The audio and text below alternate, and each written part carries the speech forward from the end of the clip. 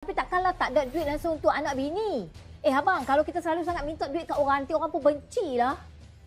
Yelah. Nanti abang carikan lah. Sabarlah tu. Yalah, nantilah.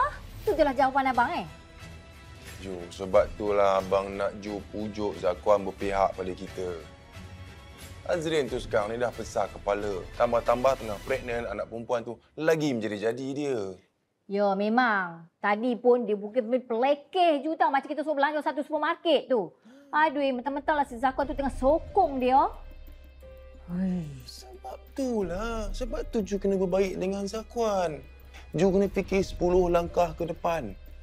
10 langkah ke depan Ju. Ju kena berbaik dengan Zakuan. Cakap elok dengan dia. Bila Zakuan dengar cakap Ju, Azrin tak boleh buat apa-apa dah Ju. Abang, cakap memang senang. Itu masalah ke depan ni. Masalah dia law ni nak pakai duit ni. Boleh tak abang cakap dengan kontraktor tu, cakamat sikit guna duit? Lain tu abang kena... Kalau tak boleh cakap, tak apa. Biar Ju sendiri yang cakap dengan kontraktor. Tak apa. Abang uruskan. Tak apa. Saya fikir nanti abang uruskan. Ju tunggu duit tau. Ju nak law.